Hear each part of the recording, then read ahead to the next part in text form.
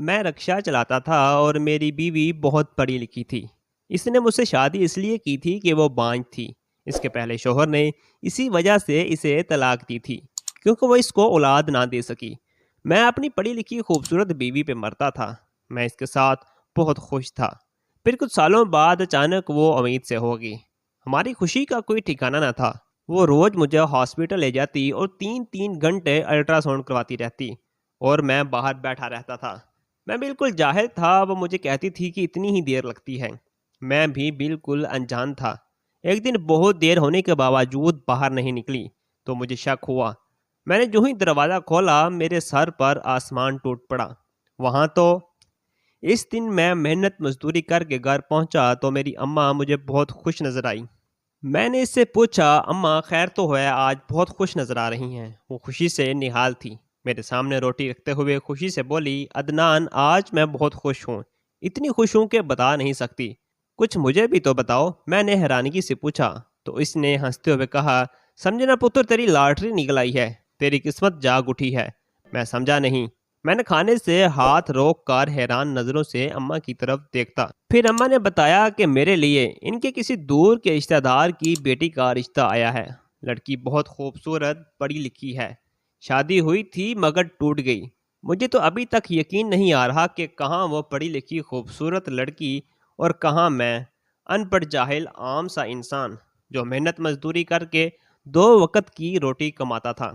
بھلا مجھ جیسے بندے کو کیسے اتنی اچھی لڑکی مل سکتی ہے؟ میں بہت خوش تھا۔ میں نے اپنی ہونے والی بیوی نہیں دیکھی تھی مگر اماں کے منہ سے میں نے اس کی تعریف بہت سنی تھی۔ اور پھر کچھ دنوں کے بعد وہ دن آخر آ ہی گیا جب ناہید میری دلہن بن کر میرے گھر آ گئی۔ میرے گھر میں تو جیسے 4 چاند لگ گئے تھے۔ ہر طرف بہار کا سما تھا۔ میں بہت خوش تھا۔ ناہید بہت حسین تھی۔ میں اس سے بہت محبت کرنے لگا تھا۔ پڑھی لکھی ہو کر بھی اس میں غرور نام کا کچھ نہ تھا۔ نہ اس نے کبھی مجھے یہ جتایا کہ وہ پڑھی لکھی ہے اور میں ان پڑھ۔ میں اس کا بہت خیال رکھتا۔ میرا بس نہیں چلتا کہ اس کے منہ سے نکلی ہر بات، ہر خواہش اسی وقت پوری کروں۔ وہ نوکری کرتی تھی۔ اس نے شادی کے لیے 2 ماہ کی چھٹیاں لی ہوئی تھیں۔ چھٹیاں ختم ہوئی تو وہ دوبارہ اپنے آفس جانے لگی اور میں نے بس 3 دن ہی چھٹی کی تھی۔ میں غریب آدمی تھا، زیادہ چھٹی نہیں کر سکتا تھا، ورنہ کھاتا کہاں سے؟ ناہید میرے ساتھ اس غربت میں گزارا کرتی تھی اور روکھی سوکھی کھا کر ہم دونوں خوش تھے۔ بس اب میری ایک ہی خواہش تھی کہ میری اولاد ہو جائے۔ یہ جانتے ہوئے بھی کہ ناہید بانجھ ہے، میں نے کبھی بھی ناہید سے اس بات کا یا اس خواہش کا اظہار نہیں کیا تھا، کہیں اس بیچاری کی دل آزاری نہ ہو۔ ایک رات اچانک میری آنکھ کھل گئی۔ میں نے دیکھا کہ ناہید اپنے بستر پر نہیں ہے۔ میں پریشان ہو گیا، اٹھ بیٹھا اور اسے آواز دینے لگا اور اٹھ کر اس کے پیچھے جانے ہی لگا تھا کہ وہ پانی کا گلاس ہاتھ میں لیے کمرے میں آ گئی اور میرے پوچھنے پر بتایا کہ اسے پیاس لگی تھی، وہ پانی پینے کے لیے اٹھی تھی۔ اس کے بعد اکثر ناہید رات کو غائب ہو جاتی۔ میری آنکھ کھلنے پر میں اس کو بستر پر نہ پا کر پریشان ہو جاتا تھا، لیکن میں ناہید سے نہیں کہتا تھا۔ میں نہیں چاہتا تھا کہ وہ یہ سوچ کر دکھی ہو کہ میں اس کے بارے میں کچھ غلط سوچتا ہوں یا اس پر شک کرنے لگا ہوں۔ کچھ ماہ کے بعد اماں بھی فوت ہو گئی۔ اب بس گھر میں اور ناہید ہی تھے۔ ناہید کئی دن سے کسی سوچ میں ڈوبی نظر آتی اور میں بھی زیادہ زور دے کر اسے ہرگز پریشان نہیں کرنا چاہتا تھا۔ شاید میرا وہم ہوگا، یہ کہہ کر میں ذہن میں آنے والے وہموں سے اپنی جان چھڑایا کرتا تھا۔ کچھ دنوں سے ناہید کی طبیعت بہت خراب تھی۔ وہ جاب پر بھی نہیں جا رہی تھی اور میں بھی ناہید کو ایسی حالت میں چھوڑ کر کام پر نہیں جا سکتا تھا۔ میں ناہید کو ڈاکٹر کے پاس لے گیا۔ ڈاکٹر نے کچھ ٹیسٹ لکھ کر دیے تھے۔ ٹیسٹ کروایا۔ جب ٹیسٹ کی رپورٹ آئی تو ہم دونوں کی خوشی کا تو کوئی ٹھکانہ نہیں تھا، کیونکہ اللہ نے میری دعائیں سن لی تھیں۔ ناہید ماں بننے والی تھی۔ ڈاکٹر نے خوشخبری سنائی اور ناہید کو دوائیاں لکھ کے دیں اور آرام کرنے کا کہا۔ ہم خوشی خوشی گھر واپس آئے۔ میں اب اور زیادہ ناہید کا خیال رکھنے لگا تھا، اس کی خوراک کا، دوائیوں کا، آرام کا۔ ناہید باقاعدگی سے دوائیاں کھاتی تھی، پھل کھاتی تھی، گھر کے کام میں ہی کرتا۔ ناہید کی ایسی حالت نہیں تھی۔ میں صبح اس کا اور اپنا ناشتہ بنا کے اس کو اپنے سامنے کھلا کے پھر میں کام پر نکلتا۔ واپس آ کر کھانا بناتا، برتن دھوتا، اپنے اور ناہید کے میلے کپڑے بھی دھوتا۔ بقول ناہید کے میں نے اسے ہاتھ کا چھالا بنا کے رکھا تھا۔ کچھ دنوں سے ناہید کی حالت کچھ بہتر ہو گئی تھی۔ میں نے بھی سکون کا سانس لیا، ورنہ کام پر جاتے وقت بھی سارا دن ناہید کی ہی فکر لگی رہتی تھی۔ اس نے پھر سے جاب پر جانا شروع کر دیا تھا۔ اتنی اچھی جاب وہ چھوڑنا نہیں چاہتی تھی۔ مجھے اس کی نوکری کی کوئی ضرورت نہیں تھی۔ دیکھا جائے تو ہم دونوں کا خرچہ تھا ہی کتنا۔ مکان اپنا تھا، سبزی گھر میں اگائی ہوئی تھی، میری کمائی سے گزارا ہو ہی جاتا تھا۔ ایک دن میں گھر آیا تو ناہید گھر پر نہیں تھی۔ وہ مجھ سے 2 گھنٹے پہلے گھر آ جاتی تھی۔ میں پریشان ہو گیا۔ اس کا نمبر ملایا تو نمبر بھی آف جا رہا تھا۔ میں سر پکڑ کر بیٹھ گیا کہ ناہید نے کیوں اتنی دیر کر دی اور فون کیوں بند ہے۔ اسی پریشانی میں آدھا گھنٹہ گزر گیا کہ دروازہ کھلا۔ میں نے دیکھا ناہید تھی۔ اسے دیکھ کر میں اپنی جگہ سے اٹھ کر اس کے پاس گیا اور پوچھا کہ وہ کہاں تھی اور اس کی طبیعت تو ٹھیک تھی۔ میں اس کے لیے کتنا پریشان اور فکر مند تھا۔ اس نے بیٹھتے ہوئے بتایا کہ وہ آفس سے واپسی پر ڈاکٹر کے پاس چلی گئی تھی اور ڈاکٹر نے کہا کہ اب وقت آ گیا ہے وہ روزانہ الٹرا ساؤنڈ کروائے، اس لیے اب مجھے روزانہ اس کی کلینک پر جانا پڑے گا۔ اور فون کی بیٹری ختم ہو گئی تھی، اس لیے بند ہو گیا تھا۔ مجھے کچھ تسلی ہوئی، لیکن میں نے اسے کہہ دیا تھا کہ الٹرا ساؤنڈ کروانے میں خود اسے لے جاؤں گا، اکیلے نہیں جانے دوں گا۔ اس نے بہت کہا کہ وہ اکیلی چلی جایا کرے گی۔ میں کہا اس کے ساتھ وہاں خوار ہوں گا۔ الٹرا ساؤنڈ میں بہت وقت لگتا ہے، وہاں مرد حضرات کو اندر بھی نہیں جانے دیتے، لیکن میں نے کہا کچھ بھی ہو میں تجھے لے جاؤں گا، اور اندر بے شک نہ جانے دیں، میں باہر بیٹھ کے تمہارا انتظار کر لیا کروں گا۔ جانے کیوں اسے یہ بات کچھ اچھی نہیں لگی تھی، لیکن مجھے اس کی بہت فکر تھی۔ میں بھلا اسے کیسے اکیلے جانے دیتا۔ اگلے دن سے ناہید کو میں نے الٹرا ساؤنڈ کلینک سے لے جانا شروع کیا۔ وہ اندر چلی جاتی اور 3 گھنٹے کے بعد باہر آتی۔ میں پوچھتا کہ اتنی دیر کیوں لگتی ہے تمہیں؟ تو وہ کہتی کہ تمہیں کیا پتا الٹرا ساؤنڈ میں اتنی ہی دیر لگتی ہے۔ میں اس کی بات پر یقین کر لیتا کیونکہ مجھے کچھ پتہ نہیں تھا ان چیزوں کا۔ میں ٹھہرا ان پڑھ اور جاہل، مجھے کیا پتا تھا ان باتوں کا۔ پھر میں روزانہ ناہید کو الٹرا ساؤنڈ کے لیے کلینک لے جاتا اور وہ معمول کے مطابق 3 گھنٹے بعد نکلتی اور میں اسے لے کر واپس گھر آ جاتا۔ اس دن میں اسے حسب معمول کلینک لے کر گیا، وہ اندر الٹرا ساؤنڈ کروانے چلی گئی اور میں باہر بیٹھ کر ہمیشہ کی طرح اس کا انتظار کرنے لگا۔ 3 گھنٹے گزرنے کے باوجود وہ باہر نہ نکلی۔ اتنی دیر تو ناہید نے کبھی نہیں لگائی۔ آج کیوں اتنی دیر ہو گئی؟ میں پریشانی سے اٹھ کر ادھر ادھر ٹہلنے لگا۔ 4 گھنٹے ہو چکے تھے مگر ابھی تک ناہید باہر نہیں نکلی تھی۔ مجھے کچھ شک سا ہوا اور میں کلینک کے دروازہ کھول کر اندر چلا گیا۔ وہاں پہنچ کر میں نے جو دیکھا وہ سب دیکھ کر میرے پیروں تلے سے زمین کھسک گئی، آسمان پھٹنے لگا۔ وہاں تو ناہید تھی ہی نہیں۔ میں نے ہر طرح سے اپنی تسلی کی، پورے کلینک میں ناہید کہیں نہیں تھی۔ لاچار میں واپس آ کر بیٹھ گیا اور طرح طرح کے خیالات میرے ذہن کے پردے میں گھوم رہے تھے۔ پریشانی سے میں اپنے ہاتھ مسل رہا تھا، کبھی پسینہ صاف کر رہا تھا۔ میرا دل بیٹھا جا رہا تھا کہ ایسے میں مجھے ناہید کلینک سے باہر آتی ہوئی دکھائی دی۔ میں نے خود پر اچھی طرح قابو پانے کے بعد اس سے پوچھا۔ اس نے آرام سے بتایا کہ آج بہت رش تھا، کلینک میں میری باری بہت دیر کے بعد آئی۔ میں نے مزید کچھ نہیں پوچھا، اس کو لے کر خاموشی کے ساتھ واپس گھر آ گیا۔ میں بہت کشمکش میں تھا، ساری رات نہ سو سکا، یہ سوچ کر کہ ناہید آخر کہاں گئی تھی۔ ساری رات جاگ کے اور سوچ کے میرا سر پھٹ رہا تھا۔ ناہید مزے سے سو رہی تھی۔ میں نے اٹھ کر چائے بنائی اور سر درد کی گولی ڈھونڈ کے چائے کے ساتھ ہی لے لی تھی۔ تھوڑی دیر بعد ناہید بھی اٹھ گئی، ناشتہ بنا کے تیار کر کے وہ آفس چلی گئی۔ میں نے اسے کہہ دیا تھا کہ میری طبیعت کچھ ٹھیک نہیں ہے، سر میں بہت درد ہے، میں آج کام پر نہیں جاؤں گا۔ اس نے مجھے دوائی لینے کو کہا، وہ نکل گئی۔ میرے دماغ میں الٹی سیدھی باتیں آنے لگی تھیں۔ ناہید کا مجھ سے شادی کرنا، اس کا راتوں کو بستر سے غائب ہو جانا، اور اب روز الٹرا ساؤنڈ کے لیے کلینک جانا، اور آج وہاں سے اس کا غائب ہو جانا، یہ سب میرے لیے بہت اذیت ناک تھا۔ اس دن واپس آئی اور کچھ آرام کرنے کے بعد الٹرا ساؤنڈ کے لیے جانے لگی۔ میں اس کے ساتھ نہیں گیا۔ مجھ میں کوئی صدمہ سہنے کی ہمت نہیں تھی۔ میں نے اپنی طبیعت کی خرابی کا بتایا اور اسے کہا کہ وہ آج اکیلی ہی چلی جائے۔ اس نے بھی زیادہ زور نہیں دیا اور چلی گئی۔ ٹھیک 3 گھنٹے بعد کلینک سے گھر واپس آئی۔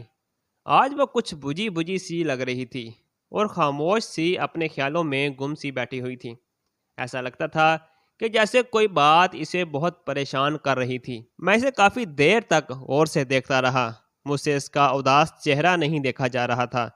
میں اپنی پیاری بیوی سے بہت پیار کرتا تھا، مگر میں اس سے کچھ پوچھ بھی نہیں سکتا تھا کہ وہ کیوں اداس ہے اور کلینک کے بہانے روزانہ آخر وہ کہاں جاتی ہے۔ دوسرے دن میں بھی معمول کے مطابق کام پر چلا گیا اور ناہید بھی اپنی نوکری پہ چلی گئی۔ آج بھی میرا ذہن بہت منتشر تھا اور ناہید کے واپس آنے سے پہلے ہی گھر پہنچ گیا تھا۔ ناہید نے گھر آ کر مجھ سے جلدی آنے کا سبب پوچھا اور میری طبیعت کا پوچھا۔ وہ میری طبیعت کی خرابی کی وجہ سے فکر مند نظر آ رہی تھی۔ میں نے اسے بتایا کہ تم پریشان نہ ہو، میں اب بالکل ٹھیک ہوں، بس ذرا سستی ہو رہی تھی تو جلدی چھٹی کر کے گھر چلا آیا۔ تم کچھ آرام کر لو، میں تمہیں کلینک لے چلتا ہوں۔ اس نے حامی بھر لی اور کچھ دیر سستانے کے لیے چلی گئی۔ اس کے بعد میں اسے لے کر کلینک چلا گیا، جہاں وہ اکیلی ہی اندر چلی گئی۔ اس کے جانے کے کچھ دیر بعد میں بھی کلینک کے اندر داخل ہو گیا۔ ناہید وہاں نہیں تھی۔ میں کلینک کے دوسری طرف گیا تو ناہید دوسرے دروازے سے باہر جاتی ہوئی دکھائی دی۔ میرا سر گھوم رہا تھا۔ ہمت سے کام لیتے ہوئے میں بھی اسی دروازے سے باہر نکلا۔ وہاں جو دیکھا اور میرا دل دہلانے کے لیے کافی تھا۔ میں نے وہاں ناہید کو ایک اجنبی شخص کے ساتھ گاڑی میں بیٹھتے ہوئے دیکھا۔ میں نے فوراً آتے ہی رکشے کو روکا اور اس گاڑی کا پیچھا کرنے کو کہا، جس میں میری پیاری بیوی کسی غیر شخص کے ساتھ جا رہی تھی۔ کچھ دور جا کر گاڑی ایک ریسٹورنٹ کے سامنے رک گئی۔ ناہید اور وہ شخص گاڑی سے اترے اور ریسٹورنٹ کے اندر چلے گئے۔ میں نے بھی رکشہ روکا اور رکشے والے کو پیسے دیے اور اندر داخل ہوا۔ ادھر ادھر نظر دوڑانے کے بعد تھوڑی دور وہ دونوں ایک ٹیبل پر بیٹھے نظر آ گئے۔ ان کو ایک ساتھ بیٹھا دیکھ کر میرا دل پہ چھریاں چلنے لگیں۔ میرا سر شدید درد سے پھٹنے لگا۔ میری ٹانگیں بالکل ساکن کھڑی تھی۔ بمشکل خود کو گھسیٹ کے میں ان کی ٹیبل تک پہنچا۔ ناہید نے مجھے اپنی طرف آتا دیکھ لیا تھا۔ وہ اپنی کرسی سے اٹھ کھڑی ہوئی۔ اس کا رنگ سفید پڑ گیا تھا۔ یوں پکڑے جانے پر ناہید کے منہ سے 2 لفظ ہی نکلے کہ تم۔ یہ سن کر میری جانب پیٹھ کیے ہوا شخص پیچھے مڑا، پھر میری طرف دیکھا اور گھبرا کر اٹھ کھڑا ہوا۔ میں ہمت کر کے آگے بڑھا اور ناہید کا ہاتھ پکڑ کے اسے کھینچتا ہوا ریسٹورنٹ سے باہر لے آیا۔ وہ شخص بس خاموشی سے یہ سارا تماشا دیکھ رہا تھا۔ میں نے ریسٹورنٹ سے باہر آ کر رکشہ روکا اور ناہید کو بٹھا کر میں بھی رکشے میں بیٹھ گیا۔ اس سارا راستہ ہم دونوں نے خاموشی میں کاٹا۔ میں شدید صدمے سے دوچار تھا۔ میں کیا کوئی بھی غیرت مند اپنی بیوی کو کسی غیر کے ساتھ یوں چوری چھپے اپنے شوہر کو دھوکہ دے کر ملتے دیکھے گا تو اس کا بھی وہی حال ہوگا جو میرا ہوا تھا۔ ہم دونوں گھر پہنچ گئے۔ رکشے سے اتر کر میں سیدھا اپنے کمرے میں آ گیا اور اپنا سر پکڑ کر بیٹھ گیا۔ وہ بہت گھبرائی ہوئی تھی۔ وہ آ کر میرے پاس چارپائی پر بیٹھ گئی۔ اس کے بیٹھتے ہی میں اٹھ کھڑا ہوا۔ وہ صحن میں پریشانی سے ٹہلنے لگا۔ مجھے یہ یاد ہی نہیں تھا کہ میں نے کیا دیکھا اور میں کہاں گیا تھا۔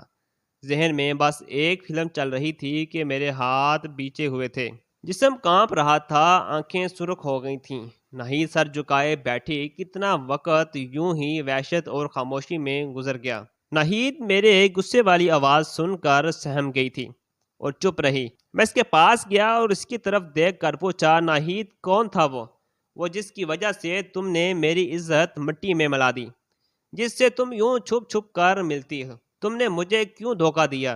میں نے تمہیں بہت پیار دیا، عزت دی، اور تم نے مجھے یہ صلہ دیا؟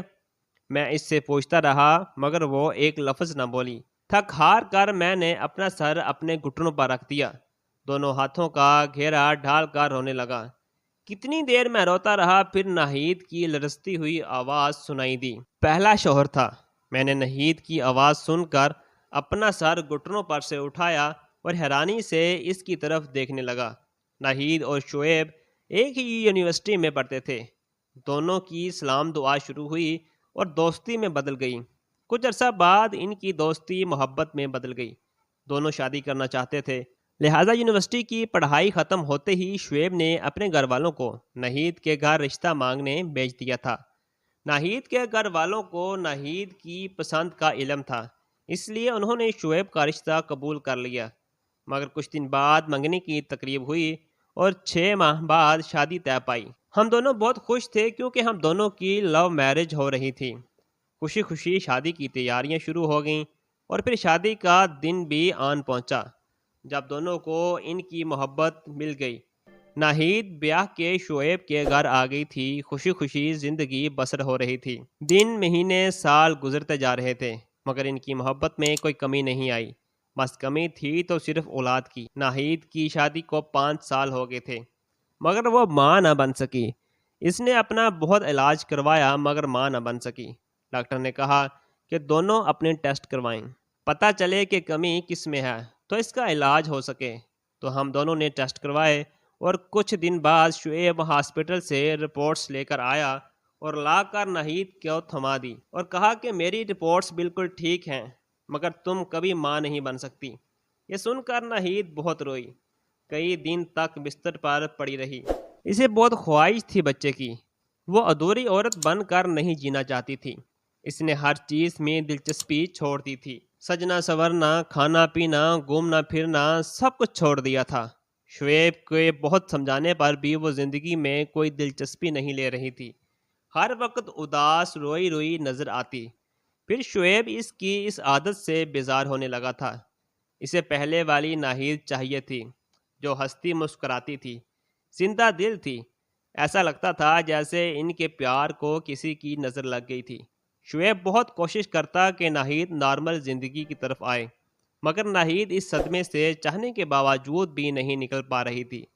اس نے کیا کیا خواب دیکھے تھے کہ اس کے اور شعیب کے بچے آنگن میں کھیلیں گے، دونوں ایک ہنستی مسکراتی مکمل زندگی جئیں گے، مگر ایسا نہ ہو سکا۔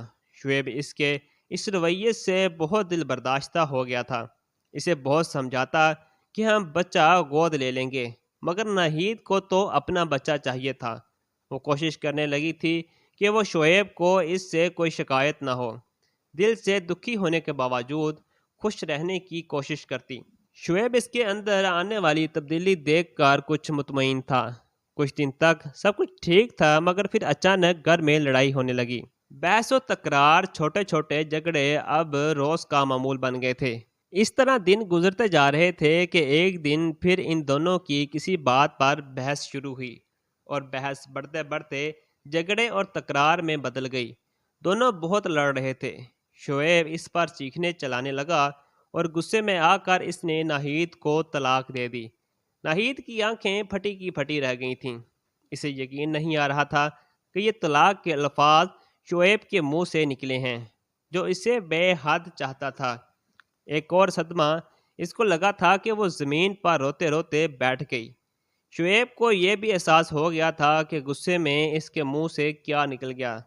پھر ناہید کے پاس بیٹھ کے اس سے کہنے لگا کہ غصے میں اس کے منہ سے نکلا ہے، وہ ایسا ہرگز نہیں چاہتا تھا۔ ناہید جو اس وقت سکتے کی کیفیت میں تھی وہاں سے اٹھتے ہوئے بولی، سب ختم ہو گیا شعیب، سب ختم ہو گیا۔ شعیب نے اسے بہت کوشش کی روکنے کی مگر وہ اپنا سامان پیک کر کے اسی وقت گھر سے نکل کر اپنے میکے آ گئی، کیونکہ طلاق کے بعد اس کا شعیب کے گھر رہنا بنتا نہیں تھا۔ اس کے بعد شعیب کئی مرتبہ اس کے والدین کے پاس آیا کہ اس مسئلے کا کوئی حل نکلے مگر اس کے والدین نے کہا کہ اب یہ شادی ختم ہو گئی ہے، تم ناہید کا پیچھا اب چھوڑ دو۔ وہ تنگ آ کر مسجد کے مولوی صاحب کے پاس گیا اور اپنے آنے کا مقصد بیان کیا۔ مفتی صاحب نے کہا کہ طلاق ہو چکی ہے لیکن حلالے کے بعد وہ اس سے دوبارہ شادی کر سکتا ہے۔ وہ خوش ہوا کہ کوئی تو صورت نکلی ناہید کو دوبارہ پانے کی۔ وہ ناہید کو فون کرتا رہا کہ ایک بار مجھ سے مل دو، مسئلے کا حل نکالنا ہے۔ ناہید اس کے بہت زور دینے پر مان گئی۔ شعیب نے ملنے پر اسے مفتی صاحب کی بات بتائی اور کہا کہ اب صرف یہی راستہ ہے ہمارے پاس پھر سے ایک ہونے کا کہ تم کسی ایسے شخص سے شادی کرو جو تمہیں کچھ عرصے بعد طلاق دے دے اور اس کے بعد ہم دونوں شادی کر لیں گے۔ ناہید یہ سن کر پریشان تھی اور کہا کہ ایسا کون ہوگا جو کچھ عرصے کے بعد اسے طلاق دے دے۔ دونوں اس دن دیر تک اس موضوع پر بات کرتے رہے۔ گھر آ کر ناہید دیر تک سوچتی رہی کہ ایسا کون ہے جو اس سے شادی کر لے اور طلاق دے دے۔ تب اسے عدنان کا خیال آیا، جو ایک دن ان کے گھر کسی کام سے آیا تھا۔ بہت سیدھا سادہ عام سا تھا، اسے آسانی سے طلاق دے سکتا تھا۔ اماں کی کسی دور کی کزن کا بیٹا تھا۔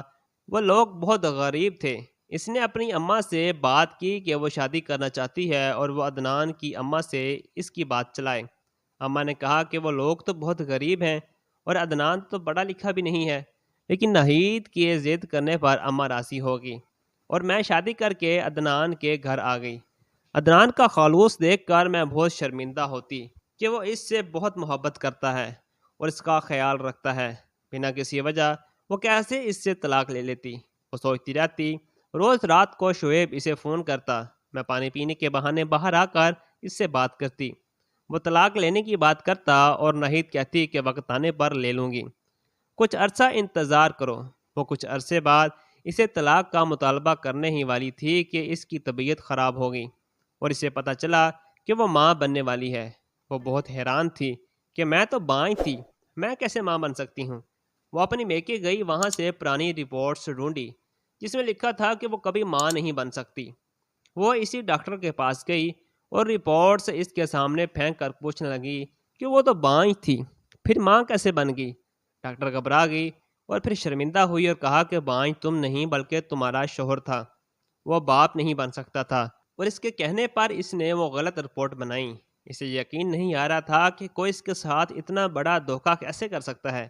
اسے بہت دھچکا لگا تھا۔ اب وہ اسے روز الٹرا ساؤنڈ کے بہانے ملنے لگی تھی۔ اسے بتا دیا کہ وہ سچ جان چکی ہے۔ وہ معافی مانگتا اور کہتا کہ وہ بس اسے کھونا نہیں چاہتا تھا۔ وہ اسے کہتی کہ اب وہ عدنان کے ساتھ ہی رہنا چاہتی ہے اور وہ بہت اچھا انسان ہے اور وہ اسے نہیں چھوڑ سکتی، اب جب کہ وہ اس کے بچے کی ماں بننے والی ہے، اور یہ کہ اگر وہ ماں نہ بنتی تو کبھی یہ جان نہ پاتی کہ شعیب نے اسے دھوکہ دیا تھا۔ اس دن وہ اس سے آخری بار ملنے گئی تھی اور صاف بتا دیا کہ وہ عدنان کے ساتھ ہی رہے گی۔ تب عدنان نے اس کا پیچھا کیا اور ریسٹورنٹ میں ہم دونوں کو ساتھ دیکھ لیا۔ میں خاموشی سے سارا قصہ سنتا رہا۔ میرا دل مطمئن ہو گیا یہ جان کر کے ناہید نے مجھے دھوکہ نہیں دیا بلکہ اس کے ساتھ دھوکہ ہوا ہے۔ میں نے اس سے گلہ کیا کہ اس نے یہ سب کچھ مجھے پہلے کیوں نہیں بتایا۔ وہ روتے ہوئے بولی کہ وہ بہت پریشان تھی، کچھ سمجھ نہیں آ رہا تھا کہ آج کے بعد شعیب کبھی اس کے پیچھے نہیں آئے گا۔ میں یہ سن کر شکر ادا کرنے لگا کہ مجھے ناہید جیسی بیوی ملی۔ میں اسے اس حالت میں مزید پریشان نہیں کرنا چاہتا تھا۔ پھر اس کے آنسو صاف کرتے ہوئے اسے اندر لے آیا اور تسلی دی کہ مجھے اس سے اب کوئی گلہ نہیں ہے اور اب ہم اپنی زندگی میں بہت خوش تھے۔ دوستو، مزید اس طرح کی ویڈیوز کے لیے ہمارے چینل کو سبسکرائب لازمی کیجیے گا۔